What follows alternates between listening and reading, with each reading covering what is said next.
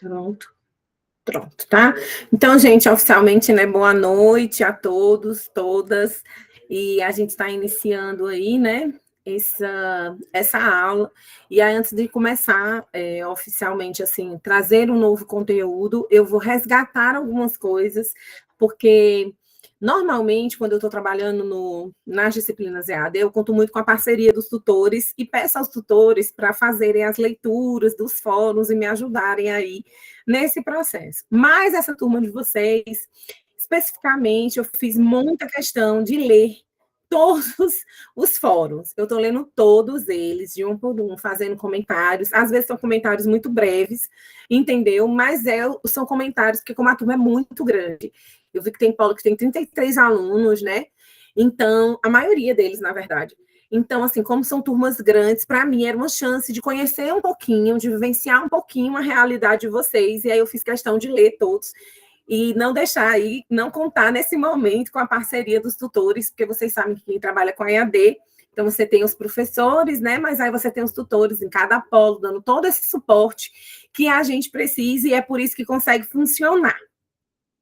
E aí eu li todos eles, e assim, tem algumas coisas que vocês trazem dentro dos relatos dos fóruns, que eu fiz um link aqui em cada um deles para comentar um pouquinho com vocês relacionados a isso.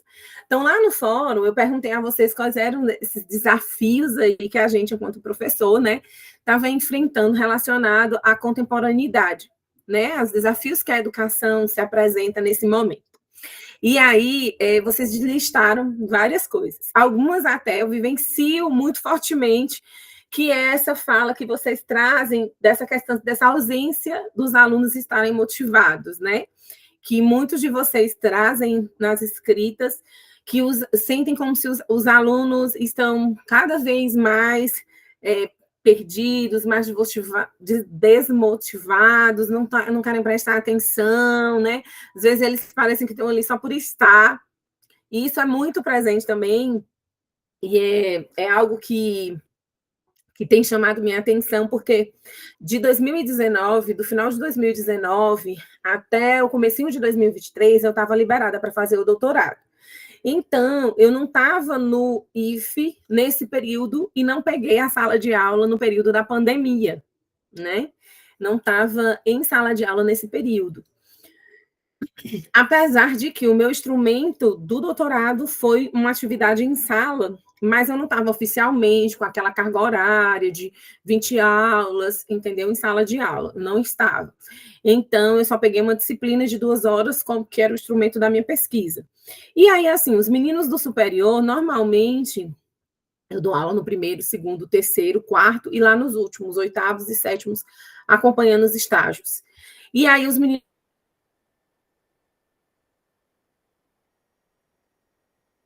motivados, entendeu? Eles não são desmotivados. E, de fato, quando eu voltei, né, para trabalhar, eu notei esse mesmo clima que vocês estão dizendo, que vocês trazem tão forte dentro dos relatos de vocês, e que muitas vezes a gente vivencia dentro das escolas um momento de trazer essa culpabilização para nós professores, como se a gente fosse responsável por solucionar todos os problemas da escola, né? E problemas, muitas vezes, que eles estão para além do espaço da sala de aula, são problemas familiares que interferem, familiares, pessoais, seja diversos, que vão interferir dentro da sala de aula. E aí, estamos todos juntos nesse mesmo barco, porque todos vocês trouxeram, a maioria de vocês trouxeram, os que estão em sala de aula, essas dificuldades que está sendo lidar com esse novo aluno, principalmente o aluno que vem de uma pandemia que gerou um vício, né, nesses instrumentos aqui, celular. E aí, como lidar, de fato, a gente vai ter vários autores que vão estar falando dessa dificuldade, e aí, paralelamente, eles falam, né, de você trazer aí essas novas metodologias, e eles usam muito dentro do discurso a questão de mudança da sala de aula, das metodologias ativas, que se a gente parar para olhar, não são tão novas assim, né, as metodologias ativas, se você pegar um júri não é algo novo, né? A gente já vê, quando eu estava nono ano do ensino fundamental, meu professor fez um júri em sala de aula. E é uma metodologia ativa que coloca o aluno como centro do processo, me fez estudar todo o livro da Capitu, criar todas as defesas e tudo. Então, eles trazem como uma das saídas, mas não é só isso, né? Aí, outro desafio que vocês vão lançar, que vocês vão trazer, essa incorporação, né, de uma forma rápida, emergencial da pandemia, e que nos últimos 3, 4, 5 meses a gente viu aí todo esse murmurinho para a gente tirar esses equipamentos da sala de aula de novo, celulares, porque os alunos estão viciados no celular. Então, esse desafio também de lidar com essa tecnologia pós-pandemia, que foi impulsionada diretamente, e ao mesmo tempo não usada adequadamente, ela trouxe vários malefícios para o espaço da sala de aula, né?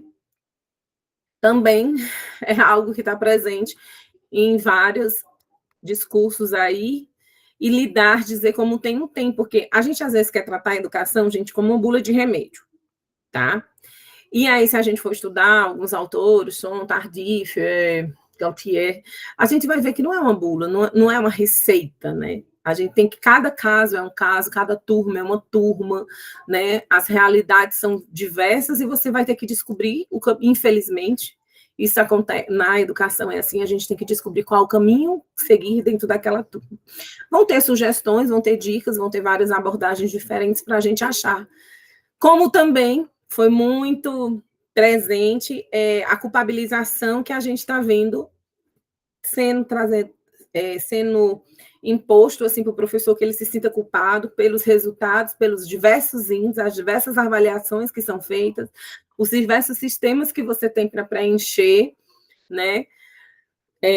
Se eu for trazer a minha realidade de IF, então eu vou ter SWAP para preencher, que é onde eu coloco os dados de vocês, né? Então eu vou ter, além do SWAP, eu vou ter o Moodle, se eu for dar uma aula online, como essa que eu estou dando para vocês, e também vou ter o sistema SEI, que é um sistema que, se eu quiser pedir uma visita técnica, eu tenho que preencher o SEI como ofício, com formulários, com vários outros documentos que ficam aí, que vão ter suas vantagens e desvantagens, que até um colega fala, a gente vê muito falando hoje que não, a IA vai solucionar vários dos nossos problemas, vai acabar com a burocratização, ele vai resolver, e aí a gente fica se perguntando, será mesmo? Porque a gente está mexendo tanta coisa, tanto formulário. E tem, entre outros, gente, vocês citaram muitas coisas. Um dos pontos também muito citados, essa questão da diferenciação dos alunos. A gente tem alunos muito diferentes, que precisam de suportes pedagógicos, que muitas vezes a gente não tem dentro da nossa formação. Então, eu me lembro que quando eu me formei gente, não sei mais quantos anos faz que eu me formei. Meu Deus, estou ficando velha. E aí, acho que é uns 20 anos. Fez 20... Meu Deus. Fez 22 anos que eu me formei. E lá, quando eu me formei, por exemplo, essas práticas de ensino todas que eu trabalho com os alunos em sala de aula, que preparo os alunos para trabalhar, elas não existiam. Tá? Essas práticas, elas não existiam. Então, por exemplo, eu saí da minha graduação tendo feito uma disciplina que abordava a questão das psicologias da aprendizagem, trazendo ali o TDAH, trazendo ali a questão do aluno surdo, aluno cego, a gente nem falava lá no ambiente da minha sala de aula. Então, a gente teve várias evoluções que vocês viram ali dentro da segunda semana de aula, onde a gente traz aí essa questão, né, das diversas abordagens da área pedagógica e psicológica e dessa evolução que gerou, e hoje a gente tem que ter esse olhar mais apurado. E por mais que a gente diga que a gente sai, né, das instituições de ensino, que está tendo uma formação, mas uma formação inicial, ela não é de fato você chegar e receber o aluno. Por exemplo, em 2023, quando eu voltei para o IFE para dar aula, em uma sala eu tinha um aluno cego, em outra sala eu tinha um aluno surdo e ninguém me contou nada. Né? Então, eu cheguei para dar aula, me preparei toda a minha aula e estava lá o aluno cego, o aluno surdo, e eu, agora, fazer o quê? Né? Então, esse apoio pedagógico, esse trabalho colaborativo, que foi uma das coisas perfeitas que vocês descreveram dentro do fórum, a importância da execução desse trabalho colaborativo, né, da gente trabalhar em parceria, mas é parceria com o pai, é parceria com os pedagogos, é parceria com todo mundo, né, que compõe aí essa questão da escola. Muitas vezes, assim, dentro do IFE, o pessoal ali da merenda escolar me conta várias situações que, a partir delas, a gente vai identificando. Alguns anos eu tive uma experiência de trabalhar na questão da direção de ensino, e aí lá dentro desse período, as meninas lá identificaram que a gente tinha alunos que faziam as 3 refeições dentro do IFE, e aí você vai identificando determinadas situações, aquele aluno que não tem condições financeiras, e às vezes chega no IFE de 7h30, 7h30 não, 7, a gente agora tem um lanchezinho antes, quando eles, uma fruta, eles estão chegando de 7 horas da manhã e tá indo embora de 19h30, porque ele só sai depois que ele faz a última refeição dentro do IFE. Então, a gente tem, do mesmo jeito que eu tenho essa realidade dentro do IFE, vocês devem ter essa realidade aí na escola, né, para aqueles que trabalham dentro das escolas, dentro desses ambientes, tá certo? Então, esse trabalho assim de apoio colaborativo é fundamental para que as coisas funcionem, né, dentro da universidade e dentro das escolas, universidades, todos os ambientes que trabalham com a questão da educação. Como também, gente, esse cumprimento de metas, como se a gente chegasse para o aluno, hoje a gente fosse alfabetizar um aluno, fosse sair o resultado já hoje, né? E não é um processo, né? Cada aluno vai ter um ritmo, cada aluno vai ter um tempo. Às vezes uma estratégia que funciona com um aluno não vai funcionar com outro aluno. Ter esse suporte, ter esse tempo, e o professor ter uma vida para além daquele espaço da sala de aula, né? Então, ele tem uma família, ele tem várias coisas ali, que também ele é um ser humano e ele precisa ser abraçado, acolhido e lidar com todas essas divergências, todas essas situações, todas essas problemáticas.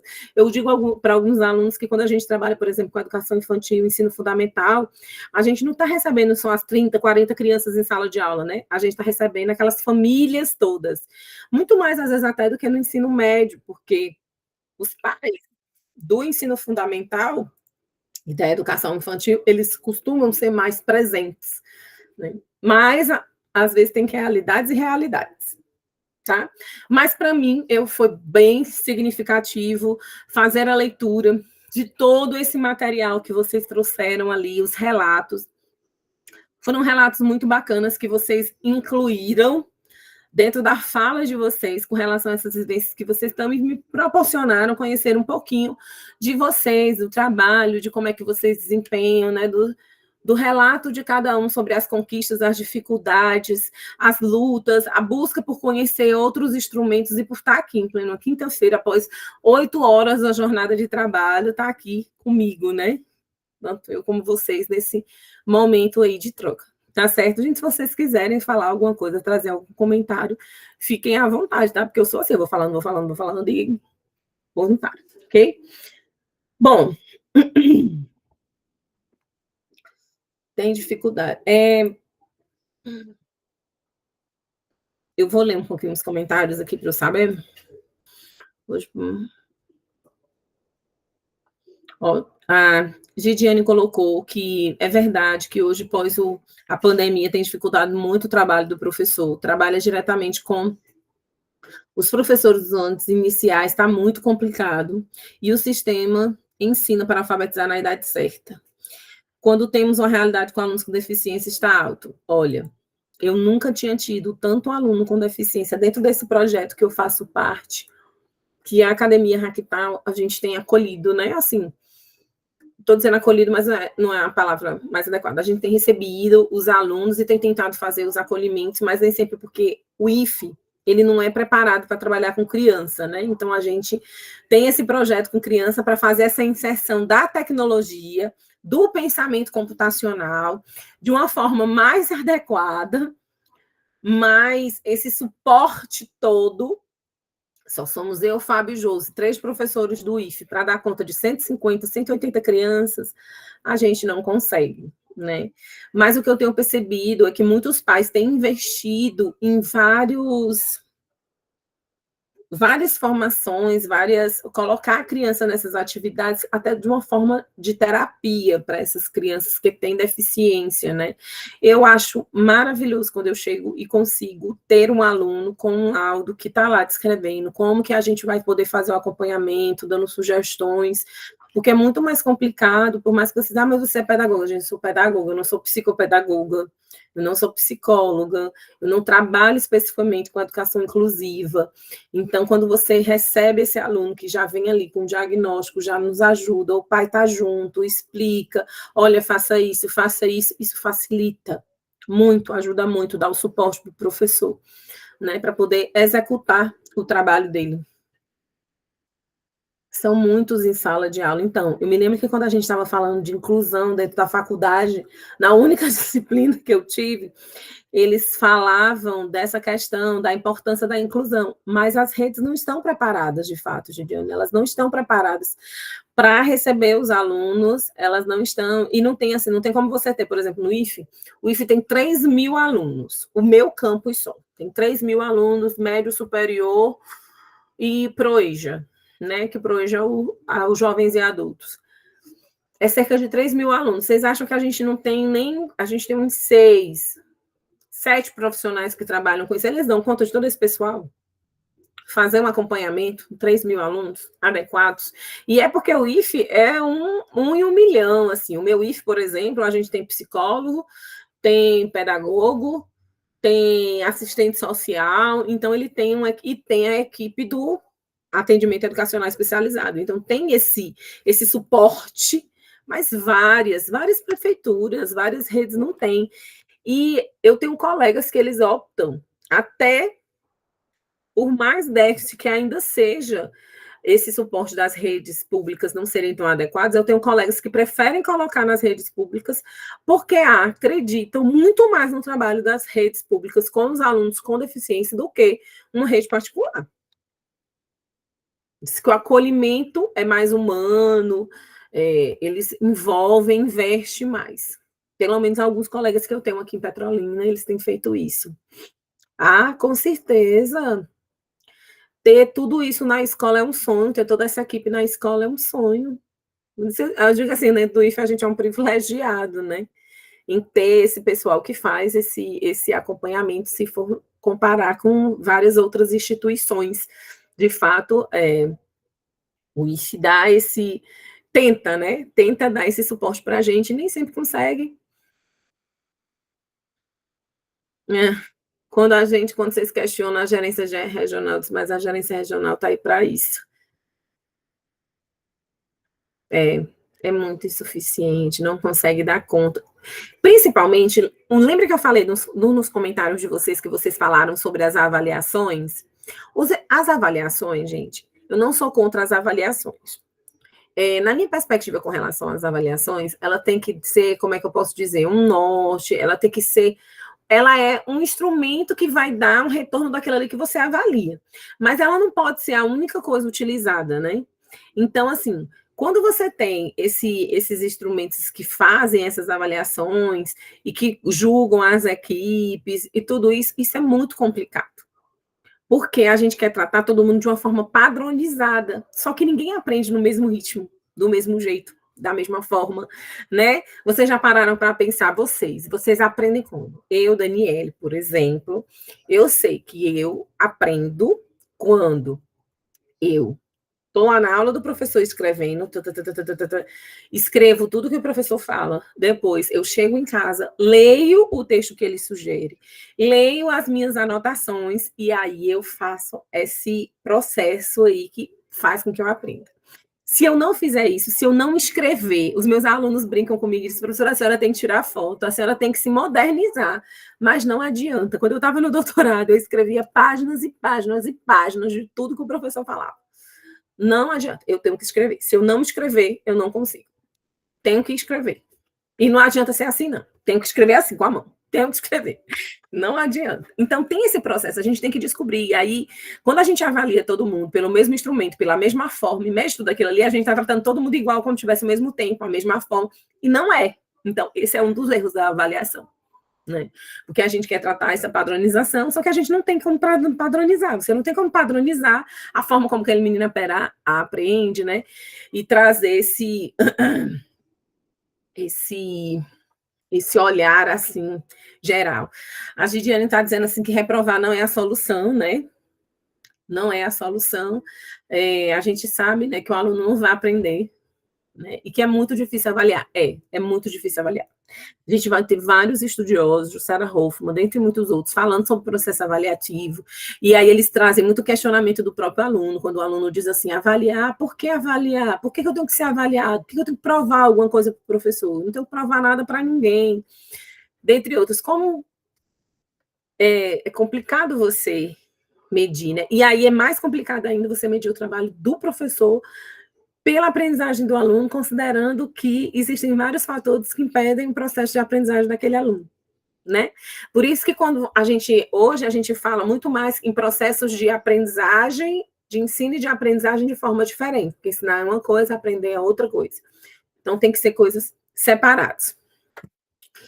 E quando os próprios pais não aceitam que o filho precisa de um tipo de acompanhamento, isso mesmo, Bruna, é mais complicado ainda, porque tem, né? A gente não quer, assim, a gente não quer reconhecer que o nosso filho precisa do acompanhamento, até porque, historicamente, gente, a gente vem de uma realidade de que essas pessoas passam por discriminação, né? Elas são julgadas como incapazes e que não têm condição de aprender, e às vezes é a questão do limite, não é o limite, é o tempo que elas têm. Né? O tempo que elas têm são outros.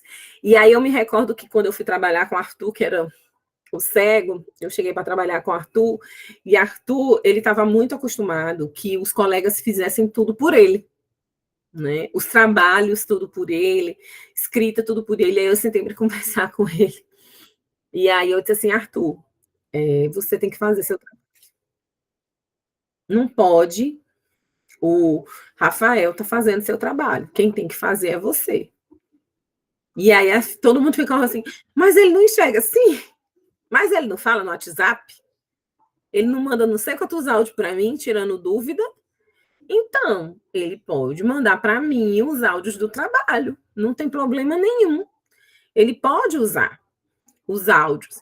E aí desmistificar que eles são incapazes também. Então, a gente vive dentro desse processo aí que é complicado.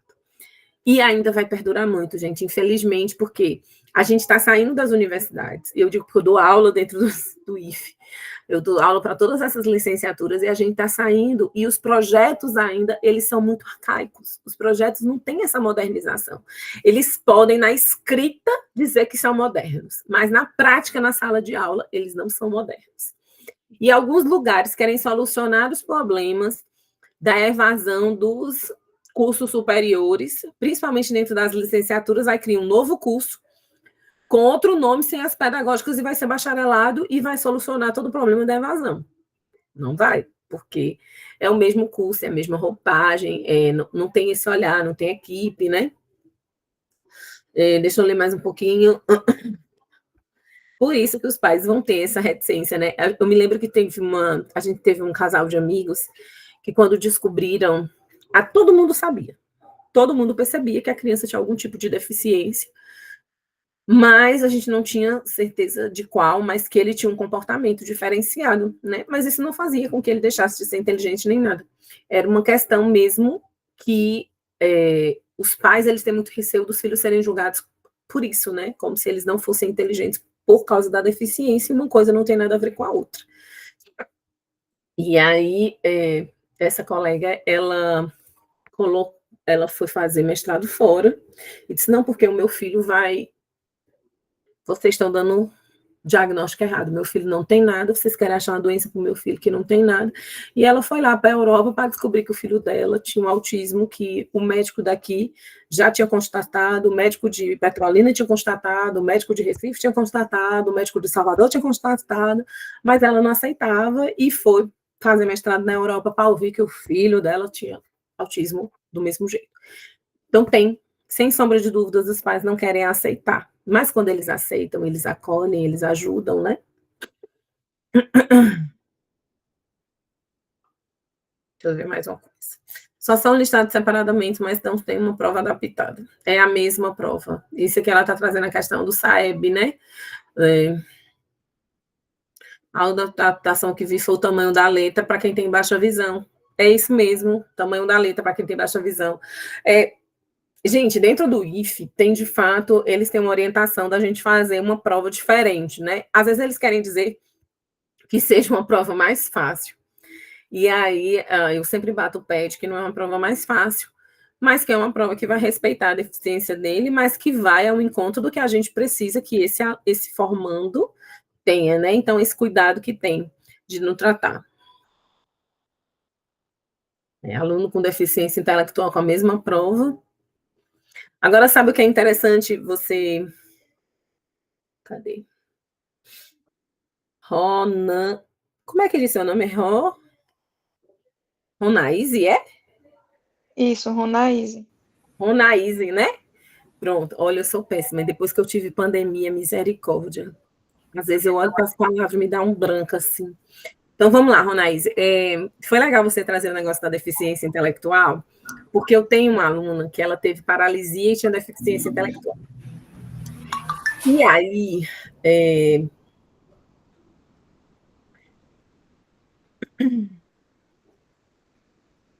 Certo. E aí, o que aconteceu? Quando ela veio fazer parte, a gente criou dentro do IFE um grupo de robótica, alguns milhares de anos atrás, lá em 2014, 2015, a gente criou um grupo de robótica. E essa menina estava entrando no primeiro ano do ensino médio. Quando ela entrou no primeiro ano do ensino médio, ela vinha sempre com a mãe, né? As colegas faziam tudo por ela. E eu não costumo dar aula no ensino médio, não, tá, gente? Mas a gente sempre observava, né? Aquele cuidado quando eu estava entrando, quando eu estava saindo, ela estava chegando, saindo, tudo. Aí, quando a gente cria esse grupo de robótica, ela se inscreve para o grupo de robótica.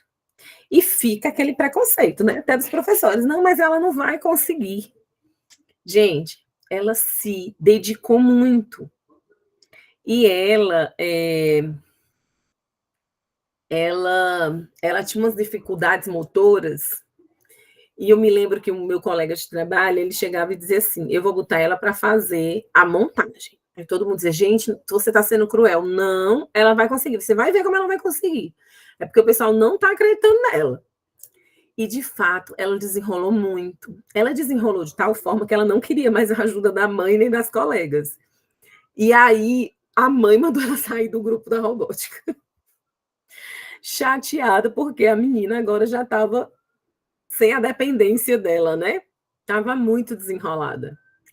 E aí ela teve um déficit, que foi o fisioterapeuta e o médico foram falar com a mãe, intervir para ela voltar para o grupo. Aí depois ela voltou, foi ótimo. Ela voltou para o grupo, aí ela fez até licenciatura e terminou licenciatura em computação.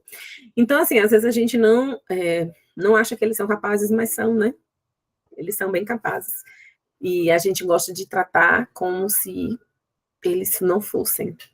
E é bom porque não deveria ser, mas é bom quando a gente tem essas histórias para contar de superação dos nossos alunos. Né? Deixa eu ver mais alguma coisa. O primeiro é escolher o público com alguma deficiência, é o MEC. Política de verdade, o que ali não convida os professores ou não foram visitar o chão da escola. Na verdade, gente, dificilmente eles vão visitar o chão das escolas, entendeu? Normalmente, a gente tem um autor chamado Tardif, Maurício Tardif, que ele vai trazer, eu ia até pegar o livro dele. Só um instante aqui para pegar o livro para mostrar para vocês, que é um bom livro para vocês lerem. Ó. Tá? O Tardif vai trazer no livro, sabe? Ele vai fazer esse relato de que a gente tem, não só o Tardif ele vai falar muito da identidade, de você ser docente, mas a gente vai ter o Novo também, que ele vai falar dessa ideia de que a gente tem as universidades e as escolas. E as universidades e as escolas é como se elas não dialogassem, elas não conversassem entre si. Então, nós temos universidades que querem ditar, os professores das universidades querem ditar como os professores vão dar aula, os professores da educação básica. E aí, Gidiane, a mesma coisa acontece com o MEC, né? Só que veja, esses professores do ensino superior, eles só estão recebendo alunos com deficiência agora por causa da questão das cotas. Porque se não tivesse essas cotas, dificilmente a gente receberia esse aluno com deficiência dentro da universidade. E aí, esse movimento de receber o aluno com deficiência é que provocou dentro das universidades essa reflexão, universidades, institutos federais, né, esse processo reflexivo de como trabalhar com essa questão das práticas. Bem como quem já foi aqui ou conhece o PIBID, já ouviu falar do Programa Institucional de Bolsa de Iniciação à Docência? Então, dentro do PIBID, o PIBID ele surge ali pela CAPES, porque vários estudos estavam dizendo exatamente isso. O povo está lá criando um monte de coisa, não está mais em sala de aula, foi em algum momento ou nunca foi, e senta e cria alguma coisa para a gente que está na sala de aula executar e que não funciona, né? Então, são várias regras, várias leis, várias coisas. Por exemplo, a gente executa, como é que a gente vai executar as tecnologias educacionais, implantar todas essas metodologias sem espaço, sem apoio, sem recurso, né? Sem os instrumentos mínimos, porque nem tudo, gente, dá para fazer com coisa reciclada. Nem tudo dá para fazer com coisa reciclada. Por exemplo, quem trabalha com robótica, não, mas tem a robótica sem ser da Lego, mas tem a robótica Arduino. Todas duas têm investimento financeiro. A Lego, um investimento muito maior, o Arduino, um investimento um pouco menor, mas precisa de investimento financeiro, né? Ou você chega, eu tenho uma colega que ligou para mim essa semana me pedindo para eu ir para a escola dela, da formação, levar os meus alunos, a equipe da gente para a formação, porque chegaram vários kits de robótica lá e eles não tiveram formação. Na verdade, ela chegou para ser diretora dessa escola e os kits estão lá parados, porque quando chegou na gestão passada, não teve formação, ou teve, as pessoas não são mais a mesma, e não tá lá os kits todos parados, que vão ajudar a trabalhar com mecatrônica, mecânica, né, eletricidade, vários outros conhecimentos que esse é bem padronizado, versão Lego. Então, assim, são várias vertentes. E aí, o Nova vai dizer exatamente que os professores das universidades, eles precisam sair do pedestal deles e virem para o chão de fábrica. Chão de fábrica, sala de aula que eu estou me referindo, né? Irem para as escolas, verem, conversarem com os professores dessas escolas, verem o que eles vivenciam cotidianamente, para a partir daí se fazer esses estudos, né? Essa relação entre universidade e as escolas tem que funcionar. Isso o Novo diz. O Tardif, ele vai falar de que a gente, enquanto processo formativo de identidade enquanto profissional, enquanto professor, a gente leva cerca de 5 anos para se reconhecer professor e se estabilizar na profissão. Que o índice de desistência da profissão de professor é muito maior nos primeiros 5 anos, quando você vai lidar com essas dificuldades do espaço da sala de aula, né? Quando você vai lidar, seja com um aluno com deficiência ou com os alunos que a gente tem em sala de aula com problemas familiares, e eles querem descontar em alguém, e muitas vezes eles descontam na gente, professor, ou seja, as milhares de cobranças que a escola tem com relação ao dia a dia da sala de aula. É um planejamento, é uma aula, tem que ser inovadora, são várias coisas. E aí o Tardif vai dizer isso. É um livro muito bom do Tardif, aconselho vocês lerem, é maravilhoso. E ele quem vai trazer, o que o PIBID faz, que é esse programa da CAPES? Ele tenta fazer essa relação, né, da universidade com as escolas. Ele tenta proporcionar essa relação. Antes, quando ele surgiu, ele tinha verba. Ele tinha uma verba que ajudava a gente a comprar as coisas para as escolas, diretas ou indiretamente, né? Porque, por exemplo, eu consegui trabalhar quando eu fui do PIBID em 2011 até 2014 ali, 15 mais ou menos eu fui do PIBID, e aí a gente recebia um recurso que a gente conseguia comprar material quando a escola não tinha, a gente conseguia comprar os kits, a gente conseguia comprar livro quando a escola não tinha, para poder dar esse suporte, né? Claro que como o projeto tinham várias pessoas, a gente dividia, né? Mas fazia várias coisas que as escolas não tinham recurso para poder executar e comprar. Mas algumas coisas o pessoal diz que já melhorou. Tem alguns colegas que dizem que, dependendo de qual é se é a escola estadual, se é a escola municipal, às vezes chega um dinheirinho a mais, né? Vai depender muito. Então, são muitos dados, são muitas informações que a gente tem, mas que a gente precisa ter essa questão de sair do espaço, sair do ambiente da universidade, ir para as escolas. E eu cresci muito quando eu fui trabalhar com esse projeto, porque visitei as escolas, vi as dificuldades que eles enfrentam, e até hoje eu vou visitar, porque eu tenho estagiários dentro das escolas, lidando com tudo, né? E as meninas estão aqui trazendo, a Amanda trouxe que a questão de, às vezes, o enunciado da questão, mesmo sendo direto e objetivo, já ajuda quando muda, né? Sem precisar dar de graça a questão. É como se a gente não tivesse acreditando no potencial do aluno quando a gente dá de graça, né?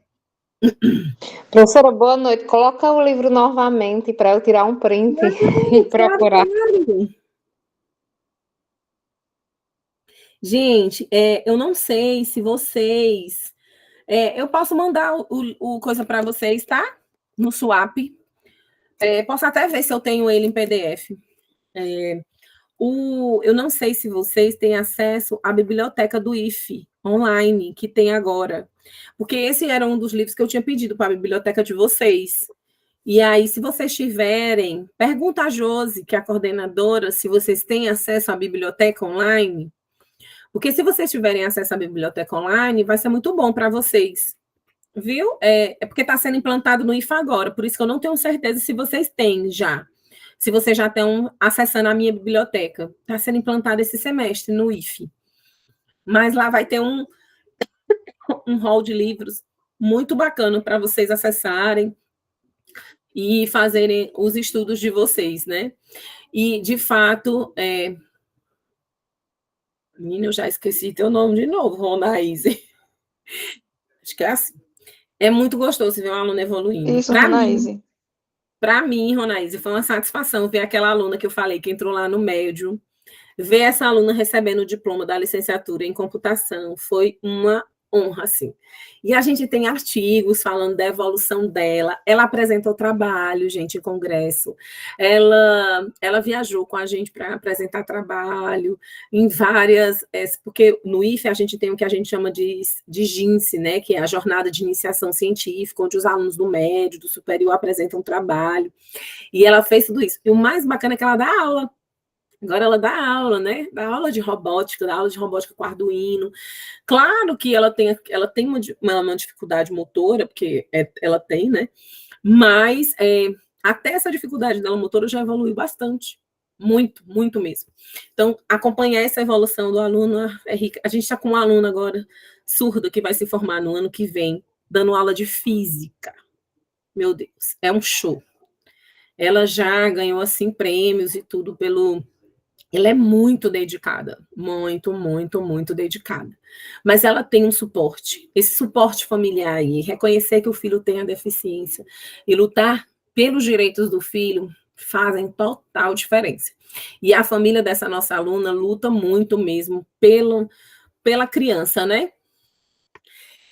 Eu também tenho desconfiança, Gidiane, que a BNCC computacional não vai dar certo dentro das escolas. Vai ser frustrante para o professor, vai ser frustrante para os alunos, vai ser frustrante porque a gente precisa... Agora tem uma coisa que a gente pode trabalhar, que é a questão de trabalhar com o pensamento computacional, que aí a gente às vezes não sabe, mas muitas vezes algumas atividades que vocês já fazem dentro das escolas, já fazem, elas envolvem o pensamento computacional. Por exemplo, quando a gente bota para eles fazerem, principalmente na educação infantil, aquela sequência de passos. Quando eu acordo,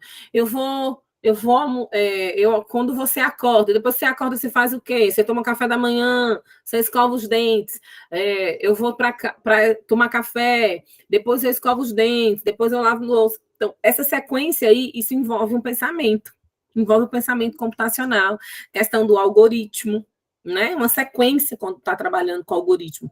Agora, o governo não quer investir em formação. Precisa investir em informação. E agora, tudo eles querem fazer, nada contra a EAD, eu dou aula da EAD, mas tudo eles querem fazer online, e muitas vezes você precisa ter a vivência da prática, você precisa ter aquela pessoa, aquela socialização, de estar ali do lado da pessoa, questionando, perguntando, trazendo isso é muito importante. É diferente. É diferente. Sem sombra de dúvidas. Como que está sendo esse processo, Diane, que você está participando da articulação do currículo do seu estado? Qual é o estado? Thaís, Diane? Você está no Pernambuco. Vocês estão, acho que, fazendo essa questão do currículo com a questão da incorporação da BNCC, da computação, que vocês estão construindo? Sim, muito. Pronto. Quem falou aqui do Scratch? Gente, o Scratch é ótimo. Agora, deixa eu dizer para dar uma diquinha também para vocês, só que o que acontece? Ele é no celular, tá? Octo Studio. Também é muito bom. Agora, é do celular, tá? Ele é bem legal. Eu vou mandar para vocês. Deixa eu ver se eu consigo abrir aqui. Ele é próprio para celular. Ele ainda não tem... Pode perguntar. Pode perguntar, Ronés. Pode perguntar. É porque a senhora falou do uso do celular, né? Aí eu lembrei de uma prática minha uma vez, que era numa aula de química, que era sobre modelos atômicos. Aí era para fazer visualização dos modelos em 3D e tal, né? Com uma atividade. Eu disse, eita, vou levar a proposta e peço para eles instalarem um aplicativo no celular. 45 alunos na sala, menos de 20 conseguiram instalar no celular. E desses 20 que conseguiram instalar o aplicativo para conseguir fazer a visualização dos QR Codes dos modelos, eu acho que menos de 10 realmente conseguiram abrir, porque mesmo baixando o aplicativo, aí dava que o aplicativo não tinha compatibilidade com o modelo do celular. Aí não conseguia executar. Aí é uma das dificuldades que a gente vê, porque muitas vezes a gente olha assim, né, de longe, digamos, passa a vista no aparelho celular e vê que ele é grande e tal, tem as utilidades, a gente acha que vai conseguir usar alguns aplicativos. Aí, quando é na hora, não consegue usar. E de 45, menos de 10 estavam conseguindo visualizar. E teve que fazer grupos maiores para poder, mas acaba desfocando um pouco e fugindo a atenção, né? Aí dá, porque mais receoso. Eles não têm, né, muitas escolas não têm os notebooks, né, não tem laboratório de informática. A gente tenta pensar nos recursos da questão dos celulares. Eu tenho alunos, eu tenho 14 bolsistas hoje. 14 bolsistas dentro do IFE. Dos meus 14 bolsistas, eu tenho uma menina que ela é só ela e os irmãos. Ela perdeu o pai e perdeu a mãe. E aí você vê que é uma luta dela, né? Ela é bolsista ali porque ela precisa, eles estão vencendo, mas ela não vai ter um celular caro que vai ter acesso a vários recursos. Ela não tem nem computador em casa. Ela tem um celular muito simples e esse celular dela, com ele é que ela faz todas as atividades. E vou dizer uma coisa para vocês que pode não ser como é o perfil dessa turma, né? Eu não recebi ainda perfil de vocês, mas a gente teve em uma turma que eu já dei aula da pós-graduação, eu tinha alunos que eles não tinham computadores em casa e eles tinham que fazer o TCC no celular, gente. E aí depois eu comecei a entender, e é engraçado, é uma das coisas que a EAD é ótima, porque coloca a gente para dar aula em vários lugares, né? Ao mesmo tempo, conhece pessoas de vários lugares, mas ao mesmo tempo eu não conheço a realidade daquele meu aluno, né? Como é que ele vive. Então, quando eu fui ser orientadora de TCC, que eu peguei ali os meus 10 orientandos de TCC, foi que eu fui descobrir que metade deles tinham que fazer o TCC no celular. E aí, por exemplo, questão de formatação, dificuldades que a gente encontra quando está fazendo o TCC, que é mínimo, para eles era grande, fazer toda aquela formatação e tudo, porque não é a mesma coisa de você fazer no computador, Não é a mesma coisa. Então tem que ter, infelizmente, tem essa realidade também da gente pensa, planeja, elabora todo um ano usando todas essas tecnologias, e quando chega lá, o celular não funciona. Ou a internet não funciona. Entendeu? Então, a gente vai passar por essas problemáticas para poder gerenciar, e quando vai acontecendo, muitas vezes a gente começa a se tornar, fica frustrado, né? Porque a gente tenta, e não dá certo, e aí vem as cobranças, junta todas essas coisas, e são os desafios. Mas antes que eu esqueça, gente, eu mando também, tá? Eu vou até anotar, senão eu vou esquecer. Esse aplicativozinho para o celular, não dá para ver direito, ó, que droga. É o Octo Studio, tá? Ele é muito bacana para você fazer atividade. Deixa eu ver se dá certo assim. Mas eu mando o linkzinho dele. E eu boto, quem tem filho, vale a pena colocar, quem tem criança, assim, a minha filha de 7 anos, ela faz até joguinho agora já, usando esse Octo Studio, porque é bem facinho. Agora ela senta do meu lado, e às vezes, mamãe, eu não sabia ler quando ela começou a mexer, né? E aí eu tive que dar algumas orientações. Eu me candidatei, Amanda, para ser orientadora. Se você ou não, eu ainda não sei.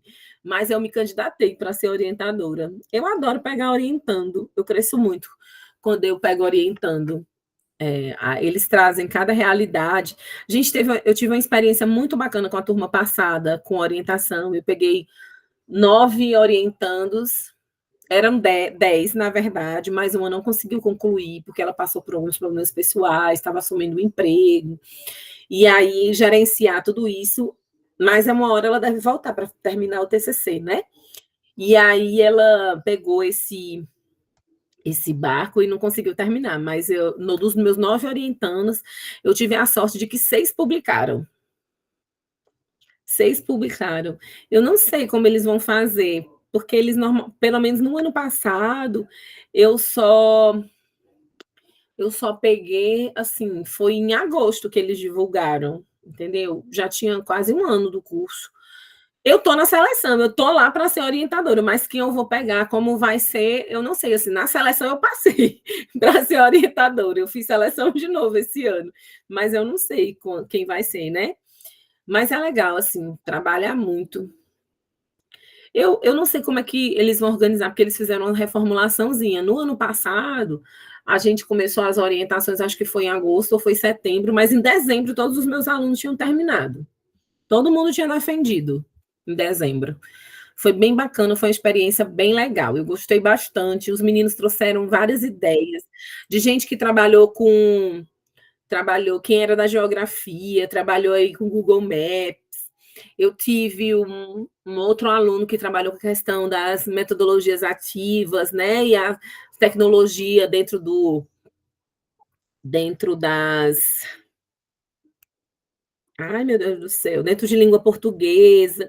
Teve outro que fez a análise de aplicativos, recursos abertos para o ensino da matemática no ensino fundamental. Então, teve experiências muito bacanas que renderam trabalhos bem legais.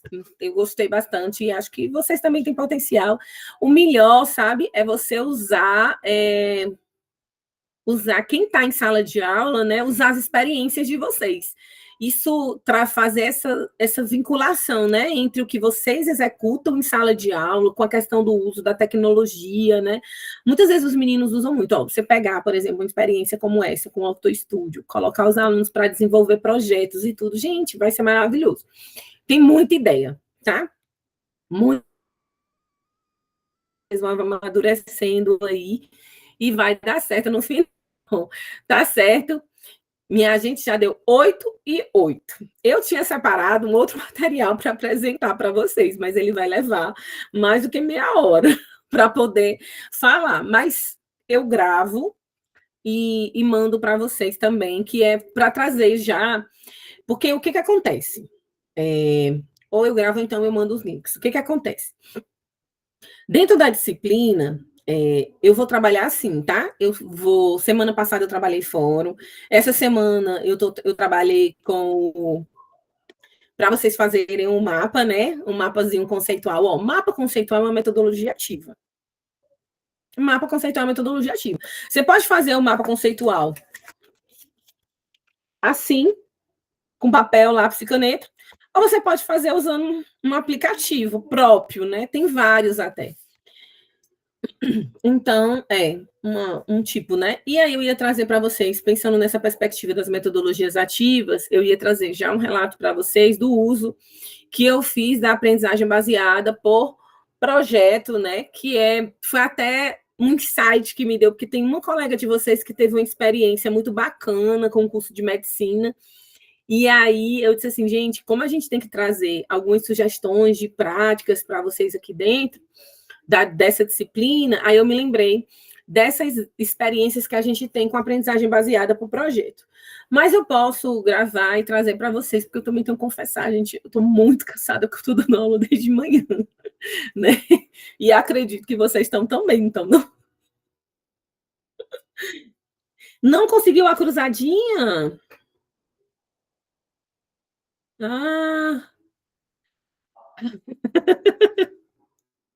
A cruzada pareceu uma cruz. Gente, vocês conheciam esse Word, esse aplicativo que faz essas atividades? Vocês conheciam?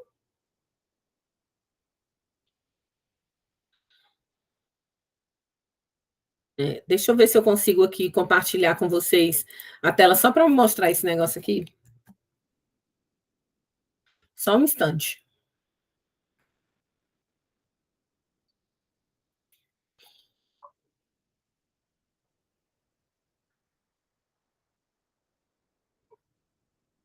Para a gente ir finalizando. Deixa eu ver aqui se eu consigo compartilhar direitinho.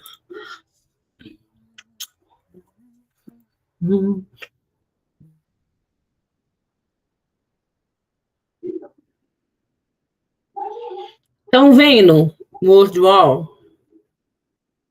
Sim. Pronto. Gente, esse sitezinho aqui, você vai conseguir fazer com ele algumas atividades. Eu acho, se eu não me engano, são 6 que você consegue fazer gratuito. É 6 por e-mail que você consegue acessar. E é facinho, assim. Essa que eu fiz com vocês, agora sim, tem um pacote pago e tem um pacote gratuito. Essa que eu pensei em fazer com vocês, que eu vou compartilhar depois, ela é com... Quem aqui já jogou Pac-Man?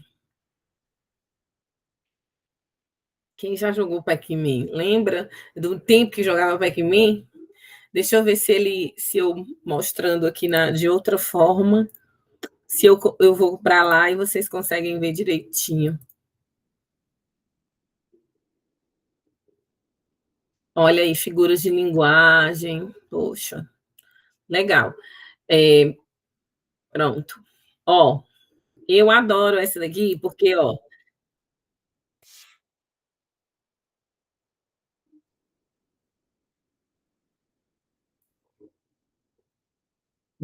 só porque vem com um bonequinho. Minha gente do céu, os alunos piram. A gente bota eles para jogar isso aqui, eles enlouquecem. Eu boto os meninos para jogar isso aí, eles enlouquecem. Alguns desses, gente, infelizmente são pagos, né? Mas tem uns gratuitos também.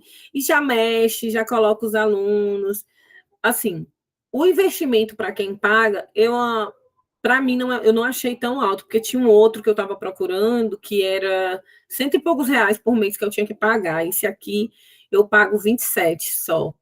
Eu não achei tão, pelo menos era, né? Porque agora quem está pagando é meu marido. E aí, eu não achei tão caro assim, investimento, porque os meninos fazem um sucesso. Mas a gente tem aí alguns que são gratuitos que você pode fazer. O Kahoot, famoso Kahoot, gente. Kahoot é gratuito, os alunos adoram, movimenta, sabe? É bem bacana. Não sei se Fábio usou com vocês, ou Jean usou. Vocês já tiveram aula com o Fábio, com o Jean, que eles também gostam de usar, né? E aí é bem bacana, movimenta, vale muito a pena investir, assim. Nas turmas que a gente tem com criança, eles não usaram, que pena. Eu vou mostrar depois uma atividade com vocês com o Kahoot, porque também... E o Kahoot é gratuito, né? E vale bem a pena para trabalhar com os alunos aí de forma, né, com esse instrumento, tá bom? Gente, vocês têm alguma dúvida, alguma pergunta, algum questionamento que vocês querem fazer?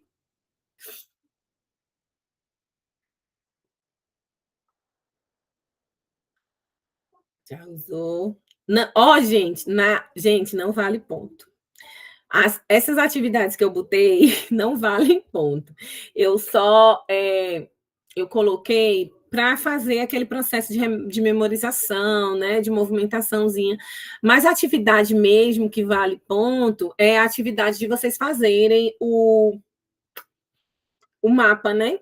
A construção ali do raciocínio, escolher um dos autores, ou 2 autores, 3 autores, fica a critério de vocês dessa área, a linha do tempo, isso dessa área, para poder pontuar.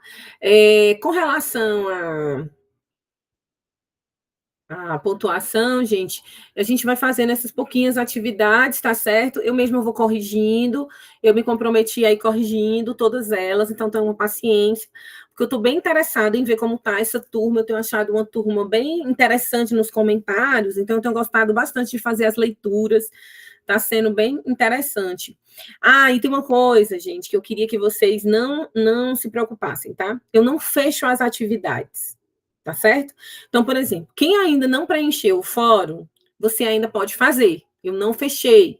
Todo santo dia eu estou entrando lá, estou lendo 1, 2, 3, comento, dou a nota, certo? Então, não fechei. Eu não fechei os fóruns. Como também, se até domingo vocês não conseguirem fazer a linha do tempo, não se preocupa, que eu não vou fechar.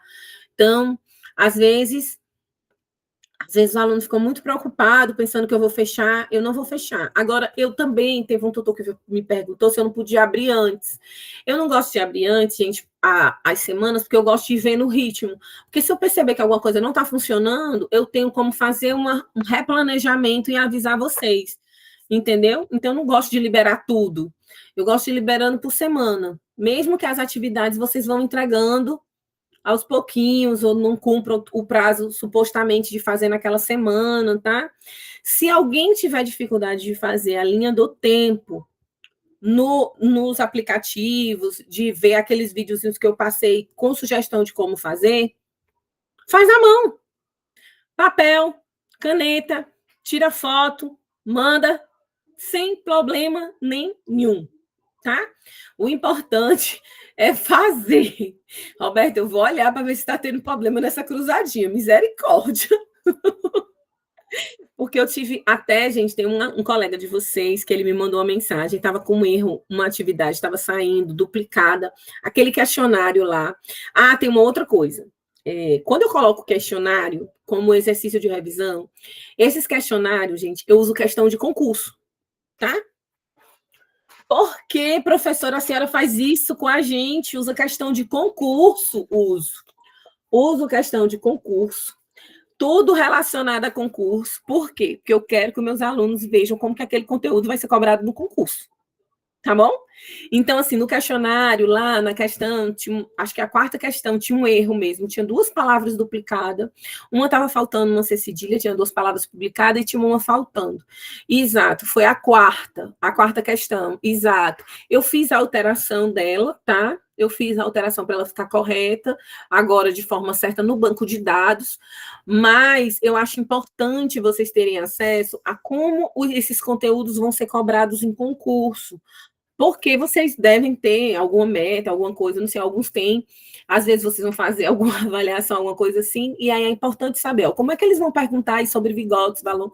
Então, assim, eu gosto muito, tá? Eu tenho esse livro, ele não está tão atualizado mais, eu tenho até que comprar outro, que eu gosto de ter acesso a provas de concurso, estudar para concurso, né, botar os alunos para estar fazendo, vendo, percebendo onde é que está esse conteúdo direitinho.